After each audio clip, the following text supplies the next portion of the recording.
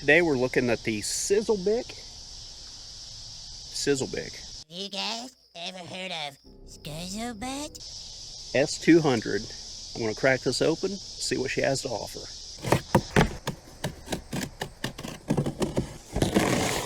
There's what it looks like packaged up inside the box. I can see we got a couple extra goodies in here already. A foot pump. And another foot pump. This is a box of hardware. It looks like we've got our neck here. We'll have to install that. It is a quill style neck. Got a bag here that says spare with a couple of screws in it. I'm going to hang on to that just to be safe. We got our quick release axle and derailleur guard.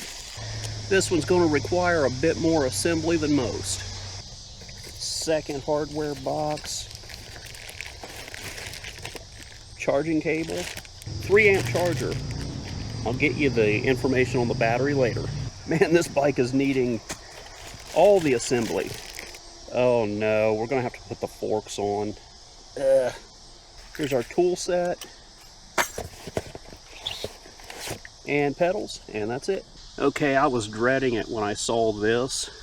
We've got to install the forks, but we got to install the bearings too. That sucks, and I'm gonna really criticize Sizzlebk heavy for the assembly process. This is probably the worst bike for assembly I've ever encountered. Most bikes come with the forks installed. The ones that don't have the forks installed at least have the bearings like pre-loaded. But yeah, kind of a pain in the butt, but here we go. Everything with this bike in the assembly process is in its own damn way. We've got, I'm going to do my best to explain to you how this gets done, but I'm trying to hold the bike up so it doesn't fall over on the forks with one hand while I explain to you how to put together with the camera in the other hand. And this alone makes me recommend pretty much any other bike that is within this bike's price class and has the same specs. This assembly process is just troublesome. So we got to take this stuff off. What a pain in the ass. And put it all back on in the same order.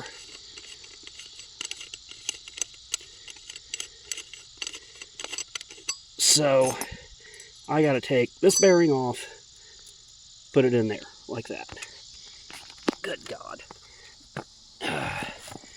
Then feed that fork up through the bottom down there, and then put that stuff back on once the fork is fed through and tighten it all down. So yeah, you got to do this like this. Feed this up in through here.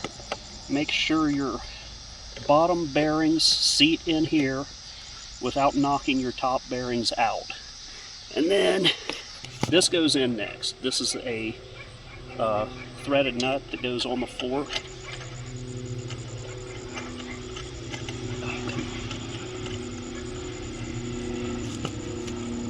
And you want to make sure you do not cross thread this, or you'll be in for a world of hurt.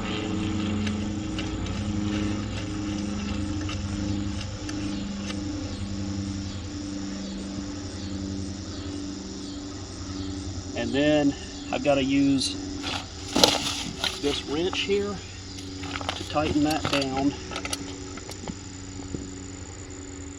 And it is about the world's cheapest wrench too. Okay, and then this goes in next, and it's got a tab that goes down a slot. And then we got this threads on and holds everything in place.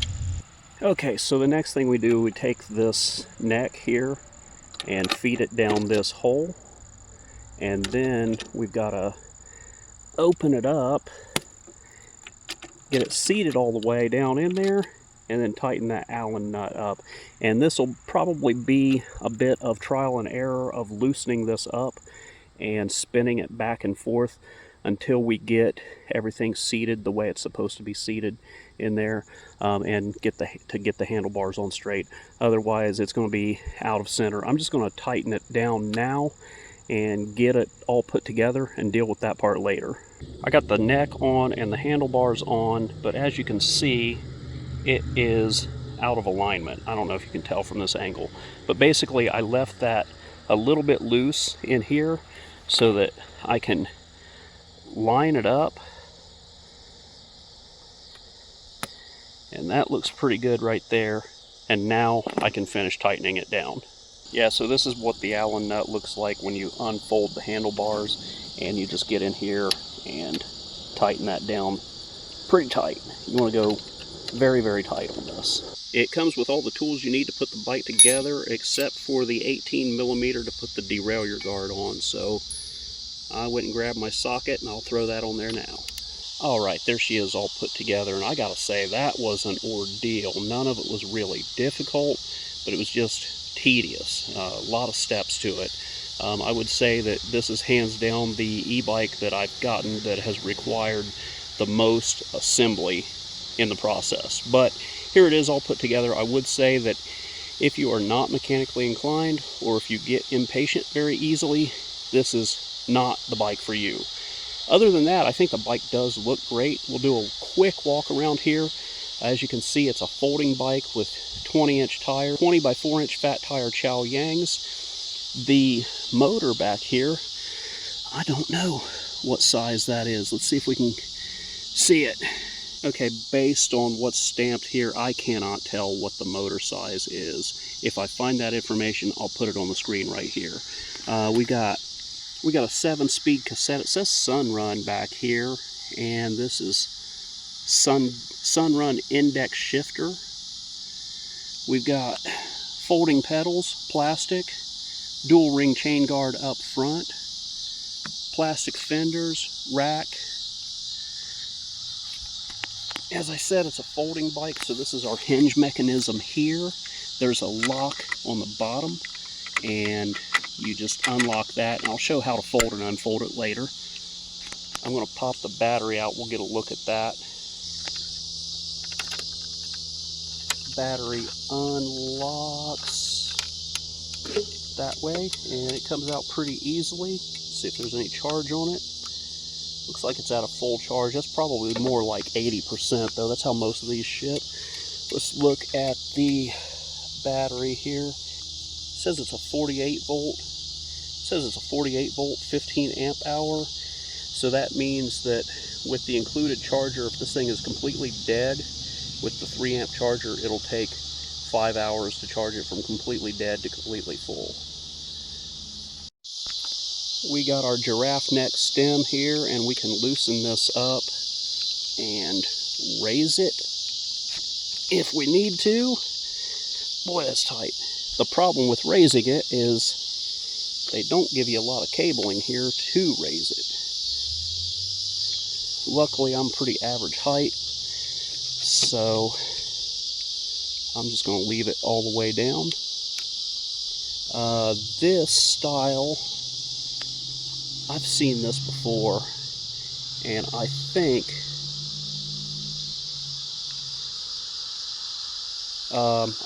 there's an app to get in and do Bluetooth unlock on this. We've got our throttle over here on the left.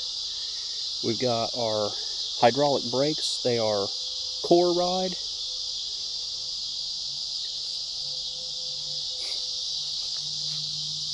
Non-adjustable suspension up front.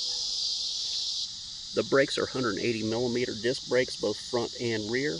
There's the front, and there's the rear. Other than that, there's not a whole lot I can say about it before we take it out and ride it. So I'm going to get this thing charged up to 100%, and we're going to take it for a ride. Okay, so I have been fighting with this app, and I had to get this app directly from my contact at Sizzlebk, whatever it is, and this app is just not working. I've got the bike connected to my phone's Bluetooth, and it says connected devices here, auto search device, and it just times out and doesn't connect. Anyway, this is the app that you're supposed to be able to use to unlock the top speed on the bike, which is, I think, 23 miles per hour. The bike is locked to 20 miles per hour now just because this is not able to do it.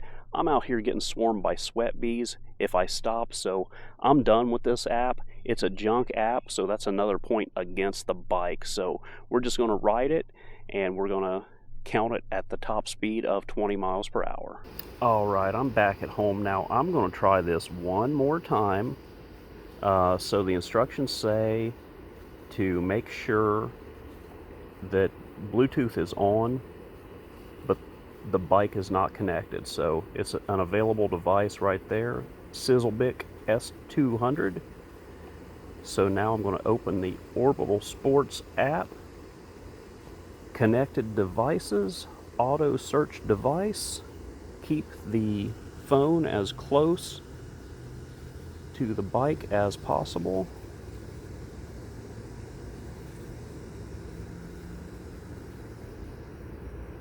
And device not found, timeout again. I'm done with this garbage app. I will put a link to their instructional video if anybody wants to give this a shot on their own if you own this bike, but based on everything else that I say in this video, I don't recommend anybody buy this thing. Okay, I can't get moving fast enough here because it is a really, really hot day here, and I am just getting swarmed by sweat bees if I sit still. So we're going to stay moving as much as possible to get this review done. I'm just pedaling along under my own power right now, 7th gear, and we're getting up to about 9 miles per hour. We're going to go up to pedal assist level 1. And that kicked in to help us a little bit, but not much. We got a little bit of a downhill grade here, so it's going to be cheating on this bike, but this bike's only going to cap out at a top speed of 20 miles per hour anyway, so we're just going to cheat. So far, I am thoroughly unimpressed with this bike. Level 2, taking us up to about 11. I was probably out pedaling pedal assist 1 if we're going to be honest. Level 3,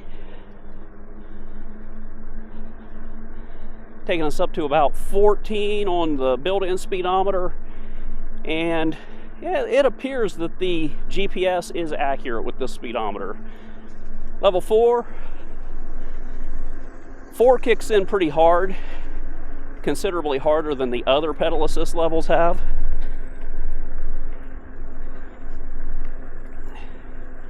And 4 is getting us up to 16 miles per hour. And level 5. This is capping us out at just under 20 miles per hour. Do a brake test. The brakes are the thing that I can say that are actually pretty good about this bike. It's they're hydraulic brakes, and for as lightweight as this bike is, which is just under 72 pounds, the brakes do a really good job of stopping the bike. So I keep hearing this minor ticking noise every time I do a pedal stroke on this bike, and I was trying really hard to figure out what it was. I was looking at the chain, I was looking at the cassette, I was looking at the derailleur, trying to figure out what is this clicking noise. I wanted to bring it out here and ride it more, and hopefully I would be able to figure out what the noise actually is, and I finally put it together what it is. It's actually a bent crank arm. I'm going to stop up here and show you what that actually is, what is actually causing that noise. But it should be an easy enough fix. It's just a little disappointing that I do have to fix it. So as you can see right now, it's really close to hitting the frame, and with no pressure on it, it actually doesn't hit the frame. But when I put just enough pedaling force on it, it bends it just enough that it hits the frame right there every time I crank the pedals around. So it causes this clicking noise. It was driving me nuts. I was trying to figure out where that noise was actually coming from. I checked at first I thought it was the cassette, I thought it was the derailleur, I thought it was the chain. It drove me absolutely nuts trying to figure out where that was coming from. But I eventually ended up figuring out that it was that because I could feel it hit very slightly up through my foot. So that needs to be bent out to make the bike more feasible. The good thing is that's an easy fix, and I can bend that out. It just needs bent out a little bit, but still it's annoying that I would have to fix it in the first place. So I'm not really sure what else to say about this bike. My videos are normally a lot longer than this, but I pretty much found all the pros and cons of this bike within the first 5 minutes, and the cons definitely outweigh the pros. I mean, I can do a dead stop acceleration test here in pedal assist level 5 throttle only, and we'll try that out. Here we go, dead stop.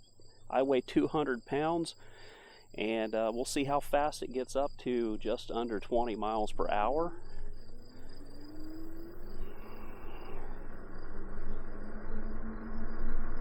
It's fine.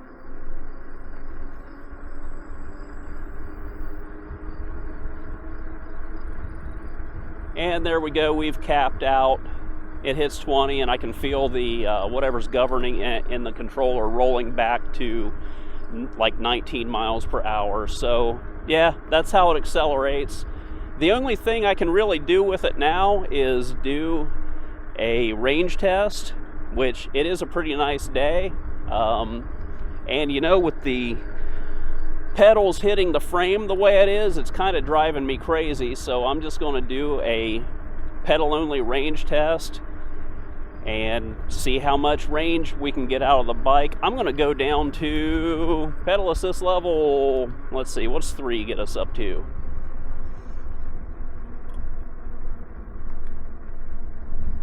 3 carries us along at 13. I'm going to go 4. I'm going to ride along at pedal assist level 4. Do a nice little ride today, and then when we come back, we'll see how much life is left on the battery and how many miles it took us. I can talk about the folding aspect of the bike, and it does fold up. As far as folding bikes go, do I recommend them? I would say that if you have no other option to get your bike carted around, then a folding bike is going to be great. But if you have any other option, folding bikes are normally the last kind of bike that I recommend. They are not easy and convenient to fold up. They're heavy, but if you have no other option, like I said, a folding bike is going to be fine. I can get it in the back of my hatchback, fold it up, but like most folding bikes, it's not going to fit in the trunk of a car easily, unless you have a really big trunk. And at around 72 pounds, and an awkward 72 pounds at that, it's not easy to lug around. But it's like I said, if you have no other option, a folding bike is a good option. But if you have any other options, a folding bike is the worst option for a bike you can buy, in my opinion. Maybe I could talk about some behind the scenes stuff to pad out the video. Like, it seems like I get a lot of comments where people say, oh, he's just going to give everything a good review because it was given to him. I think this one should be overwhelming proof that I'm not just going to give something a good review just because it was given to me. I talk about the good and the bad, and boy, this one has a lot of bad. I mean, I will say it is not my style to just be a negative Nancy and roast things for the sake of negativity. I would rather focus on the positive aspects of anything and you know, not lie about any negative aspects, but this one's not really giving me a lot of positivity to work with, unfortunately. To focus on some positive things about the bike, I will say that it does put you in a comfortable riding position, even though the seat itself is not very comfortable, but you can fix that pretty easy with a trip to Walmart. I will say that the battery is nice and big, so especially with being limited to 20 miles per hour with a 15 amp hour battery, you should be able to go pretty far. And I'm getting some decent resistance through the pedals, so I'm not just ghost pedaling at 20 miles per hour, even in pedal assist level 5, so that will also contribute to your range. As far as hill climbing goes, unfortunately, I don't have any hills that I'm going to hit on this trail today. This is a mostly flat trail. I can tell you that the hill climbing ability for this bike is going to be meh. it's got some okay torque, and up minor hills, it's going to rip right up them. If you encounter any really steep hills, you're going to have to pedal and help it climb, but you're going to be able to make it up those steeper hills with a little bit of assistance from your legs. You might be able to climb hills a little bit better if you could get the bike unlocked, but unfortunately, I was not able to get the bike unlocked, so I'm not going to be able to put that to the test even if we had a hill. I always pedal out of habit, and I'm trying not to on this ride because every time I hit the frame with the crank arm down there, it's making that clicking noise and it's driving me crazy. I'm trying to coach myself into not doing that, but I keep finding myself moving my legs anyway. It's something I'm going to fix when I get home, but man, for this ride, it is super annoying. All right, for a battery check-in, we just dropped to 4 bars out of 5. We have 11 miles on the odometer. If I go any further, that's going to put me in Springfield. No, thank you. I'm going to turn around and go back, and we're going to see where we're at when we get back. Really, with that, I can give my final thoughts on the bike, and unfortunately, this bike is very underwhelming in just about everything that it does. I mean, if it were something around like $700, I could see it getting away with what they're trying to push out on this bike. But at $1,200, you can get so many other bikes that are better at a lower cost. I mean, everything about this bike has been, there have just been way too many problems with this bike. I mean, the bike is spec'd like a lot of bikes that are about $200 cheaper. You've got to put a lot of your own work into getting it put together in comparison to other bikes in the same categories. Most of them come a lot more pre-assembled than this one did. And the app is just junk, so I have not been able to unlock its top speed and even get that out of it. So you basically got a $1,200 20-mile-per-hour bike. I would say the upside to that is this is a 15 amp hour battery, so being limited to 20 miles per hour, a 15 amp hour battery on a 72 pound bike is going to take me pretty far, but it'd take me even further if I would be pedaling it, but I don't want to listen to that clicking noise every time I hit the frame with every pedal stroke. So I'm going to wrap it up. That's it for now. I wish I could say more good things about this bike, but unfortunately I can't. We're going to knock out this range test, so if you want to stick around, see that. And if not, thanks for watching. That's it for now, and I'll see you next time. All right, I stopped here in the shade for a second at the end of the ride, but we are at 22 miles, and we got 3 bars out of 5 left. That's 2 bars used for 22 miles. Does that mean we're going to get 11 miles per bar? I would say no, because that would be like, 55 miles? And for most similarly spec bikes like this, I usually get 26 to 30 miles out of these bikes. That's if you ride it the way I rode it today. I weigh 200 pounds, and I rode it at around 16 miles for the whole ride. 16 miles per hour, that is. And mostly used the throttle because the pedal was driving me nuts. So yeah, 22 miles out of 2 bars, but I'd say probably 25 to 30 miles total. We're going to see that start dropping fast once you get to the halfway point. Anyway, that's it for now. Thanks for watching. See you next time.